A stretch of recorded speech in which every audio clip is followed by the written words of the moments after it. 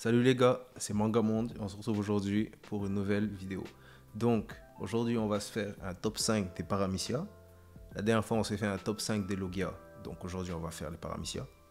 Et la prochaine fois on fera sûrement soit les Zoan mythiques. Donc, vous me direz lesquels vous voulez que je fasse, je vais lancer un poll sur Instagram et comme ça vous pourrez me donner votre avis.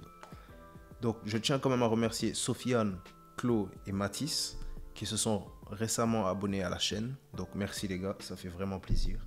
Si vous aussi vous voulez gagner la chance d'être mentionné sur la chaîne ou sur ma page Instagram, aimez la vidéo déjà, abonnez-vous, dites-moi que vous êtes un nouvel abonné dans les commentaires et aussi dans le commentaire écrivez nouvel abonné et votre tag Instagram juste à côté, comme ça je peux vous identifier en story.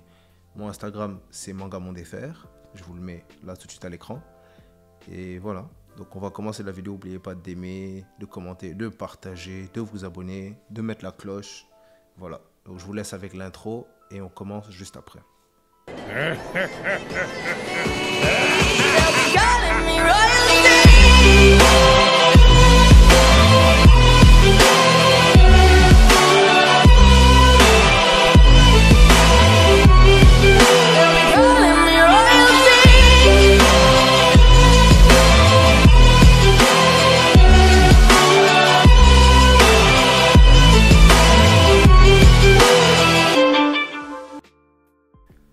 Donc le top 5 Paramecia, c'est parti. Les gars, je tiens quand même à préciser que je ne compte pas tout ce qui est film et aussi que je me base seulement sur ce qu'on a vu des fruits pour l'instant dans la série. Parce qu'on sait qu'il y a des fruits qui ont une importance capitale mais qui est quelque part cachée. Donc voilà, je ne me base pas en fait sur les hypothèses et tout, je pars sur ce qu'on a de concret pour l'instant. Donc à la 5e place, le Gomu Gomu no Mi de Luffy. C'est le fruit de Luffy depuis le début de l'aventure, il l'a mangé lorsqu'il a rencontré Shanks. Et voilà, on voit que c'est surtout peut-être parce que Luffy utilise très bien son fruit que je mets à cette place, parce que j'imagine qu'il y a d'autres personnes qui auraient pu mettre d'autres fruits à la place de Luffy, parce qu'à la base, c'est pas un fruit qui a l'air super utile. Je me rappelle quand ils étaient petits même, c'est ce que Sabo et Ace disaient. Mais bon, Luffy, il arrive à utiliser ça comme de manière quand même assez originale, on va dire. Donc on le voit avec son Gear Second, son Gear Third et son Gear Fourth. Et voilà, on le voit utiliser Bandman, Tankman, Snakeman. Voilà, Luffy, c'est vraiment très bien utilisé son fruit. Il a pris un fruit vraiment moyen et l'a transformé en fruit extraordinaire. Pourquoi aussi je ne le mets pas plus avancé dans le top? Parce que quelque part, on sait que son fruit va être d'une importance capitale. Parce que récemment, dans le manga, on a appris que Hushu a passé des années en prison. Hushu, c'était un gars quand même qui était quelque part reconnu comme un génie de l'étoffe de Rob Lucci. Et le gouvernement l'a mis en prison parce qu'il a perdu ce fruit, justement. C'est comme ça qu'on apprend comment Shanks a eu le Gomu Gomu no Mi. Il l'a eu en le volant, justement, de Hushu. Donc, voilà. Lorsque le gouvernement mondial a appris que Hushu avait, justement, perdu ce fruit, ils ont décidé de le mettre en prison et de l'enfermer à Impel Down. Et c'est quand, si je ne me trompe pas, c'est quand Jinbei, soit quand Jinbei est passé à Impel Down et, justement, a libéré Arlong, ou c'est quand Luffy a causé justement tous ces problèmes à Impel Down quand il est venu pour libérer Ace que Hushu s'est échappé. Vous me dites dans les commentaires c'est lequel parce que je ne me rappelle pas exactement. Et donc voilà, donc dites-vous que si le gouvernement mondial, c'est comme si le gouvernement mondial mettait en prison Rob Lucci, qui est l'un de ses éléments les plus importants. Donc voilà, ça en dit beaucoup sur l'importance de ce fruit. Donc je suis pressé de savoir pourquoi est-ce que ce fruit est aussi important. Parce que pour l'instant, les gens disent que bon, c'est peut-être par rapport au projet gouvernemental de justement vouloir créer des géants, etc., vu que le Gomu Gomu no Mi permet de s'étirer. On a vu même dans un épisode hors série qu'une femme géante a pris le contrôle du corps de Luffy, a réussi justement à ramener le corps de Luffy dans une forme géante. On a même vu Luffy utiliser son Gear Second dans cette forme-là. Donc, ça peut être pour ça, mais ça peut aussi être une autre raison. En tout cas, je le mets à cette place de 5e pour, voilà, quand même, respecter le fruit de Luffy, mais ne pas trop le surestimer à cause de seulement des informations qu'on a pour l'instant, les gars. Je peux pas faire de conjecture sur le futur. Donc, je le mets à la 5e place. À la 4e place, en toute logique, je mets le Mochi Mochi no Mi de Katakuri. Pourquoi, vous allez me demander? Tout simplement parce que tout ce que Luffy peut faire, Katakuri peut le faire en mieux. Donc, on l'a vu pendant leur combat. On a vu Luffy à chaque fois qu'il essayait de mettre par exemple son Elephant Gun contre Katakuri, on a vu Katakuri rétorquer avec un coup de poing encore plus puissant. Il a essayé son Gatling. Katakuri a utilisé un Gatling encore plus puissant. Et comme il a dit lui-même, si toi tu n'as que 2 mains, moi j'en ai une dizaine. Donc voilà, vraiment le fruit de Katakuri est extrêmement puissant. Ce serait cool vraiment si Katakuri pouvait utiliser des gears parce que quelque part, leurs fruits se ressemblent beaucoup. Et si Katakuri pouvait peut-être apprendre de son combat avec Luffy pour utiliser son fruit de nouvelle manière, ça pourrait le faire monter gravement en puissance. Et voilà, donc il y a aussi le fait que le fruit de Katakuri c'est un paramécia assez spécial parce que quelque part il fonctionne un peu comme un Logia. Donc voilà, parce que c'est pas juste qu'il peut émettre cette substance, c'est il est la substance, tout comme Luffy, mais que sa substance est beaucoup moins rigide que celle de Luffy, ce qui lui permet justement d'avoir une forme plus ou moins presque liquide et voilà, de pouvoir laisser passer des objets à travers lui, ce qui est différent de Luffy qui, lui, au contraire, est obligé de les renvoyer. Donc voilà pourquoi je le mets à la 4e place.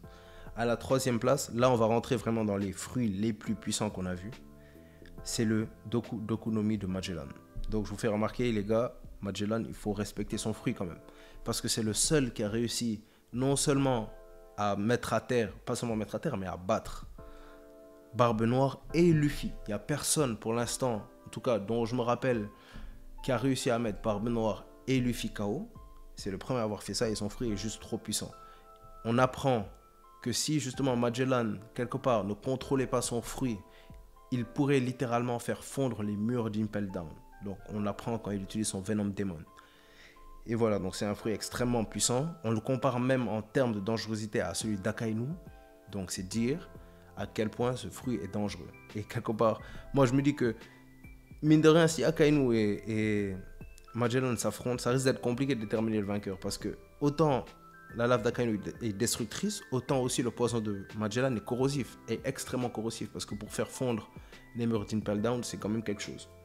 Donc la dernière fois, j'ai lancé dans un post le débat un peu et tout, ou plutôt en story. Et on m'a dit qu'en gros, Akainu pourrait gagner parce que bon, la lave ferait s'évaporer justement le poison. Sauf que, les gars, le poison, même sous forme de gaz, il reste dangereux. Donc, à ce moment-là, si Akainu respire le poison de Magellan, qui n'est pas n'importe quel poison, c'est un poison vraiment extrêmement dangereux. À ce moment-là, je ne pense pas qu'Akainu pourrait survivre. Donc, je ne dis pas que Magellan bat Akainu, mais je dis juste que si on se base sur les éléments, quelqu'un qui utilise le magma est un désavantage face à quelqu'un qui utilise justement un poison qui est corrosif et aussi dangereux que celui de Magellan. Mais bon, je ne sais pas s'il bat, c'est assez pour dire qu'il bat Akainu. C'est quand même un amiral de la marine. Et maintenant même l'amiral en chef. À la 2e place, le Gura Gura no Mi, donc c'est le fruit du séisme de Barbe Noire. Oui, de Barbe Noire. Avant de Barbe Blanche, mais maintenant de Barbe Noire. Donc on a vu pendant l'arc Marineford tous les dégâts que ce fruit peut justement faire. Je pense même pas que c'est la peine vraiment que je m'attarde sur ce fruit parce que bon, on a vu Barbe Blanche couler Marineford, on a vu Barbe Noire couler Marineford avec. On a vu Barbe Blanche justement créer des séismes et créer des tsunamis, diviser la mer. On a vu mettre à terre Akainu, on l'a vu aussi battre des géants. Voilà, on a vu que voilà, le fruit de Barbe Blanche était tout simplement abusé. À chaque fois, je ne sais pas si je dois dire Barbe Blanche ou Barbe Noire. Je me dis que peu importe, mais bon, voilà, je préfère dire Barbe Blanche parce que voilà, j'aime pas trop Barbe Noire personnellement. Et donc voilà, on a vu que le Gura Gura no Mi, il est connu comme le fruit étant capable de détruire le monde, donc il mérite largement cette 2e place. Ensuite, à la 1re place. Je ne sais pas pour vous, quel fruit va être à la 1re place. Mais pour moi, j'ai décidé de mettre le Hope Hope no Mi, le fruit de l'eau. Les gars, dans la communauté, c'est le fruit qui est connu, qui est réputé comme étant le fruit le plus cheaté. Littéralement, il permet à l'eau non seulement de se téléporter, aussi de faire des dégâts considérables avec son sabre. On l'a vu justement couper l'île de Pinkazar avec son sabre en le coordonnant justement à son fruit. Et il y en a même qui disent que si l'eau n'avait pas son fruit, il serait vraiment pas puissant en gros. Parce qu'il tire la majorité de sa puissance de son fruit. Mais quelque part, toutes les personnes qui ont un fruit du démon le font. Donc voilà. Donc en plus de pouvoir se téléporter et de pouvoir justement couper des choses qui sont normalement très difficiles à couper, parce que franchement, couper une île entière, ça paraît même pas croyable.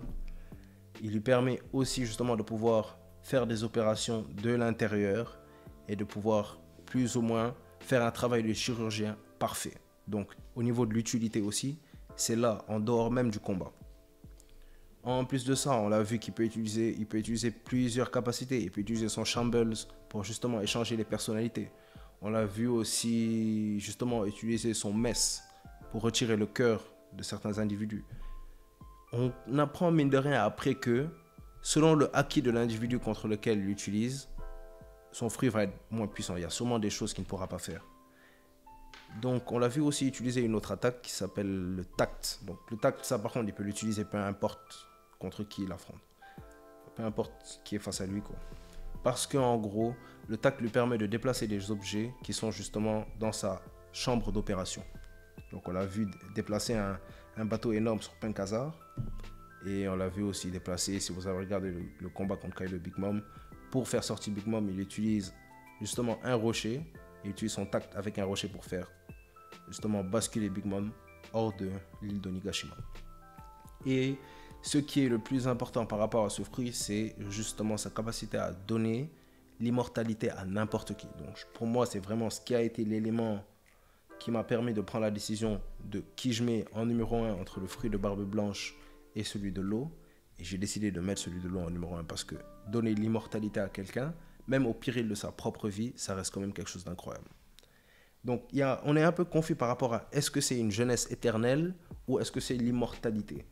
Donc on ne sait pas. J'espère, si c'est l'immortalité, alors vraiment là ça va être complètement cheaté.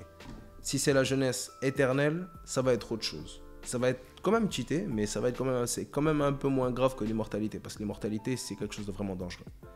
Mais bon, j'imagine que si c'est l'immortalité, c'est pour permettre justement à Luffy de pouvoir vivre pour toujours. Mais selon moi, c'est vraiment l'opération de jouvence éternelle.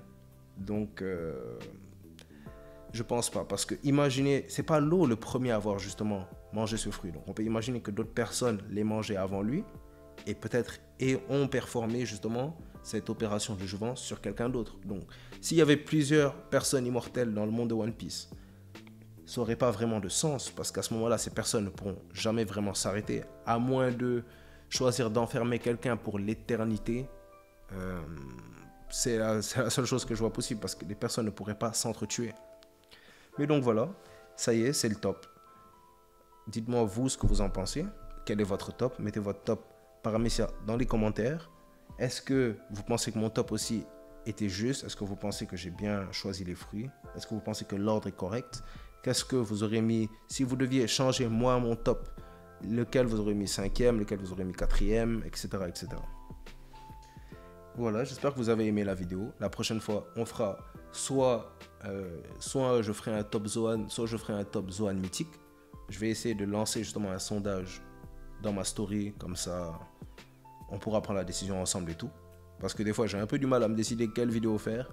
Et voilà, votre aide quelque part m'aide. Donc, logiquement. Et donc voilà, c'est la fin de la vidéo les gars. C'était Manga Monde, ça fait vraiment plaisir. Et à bientôt, prenez soin de vous.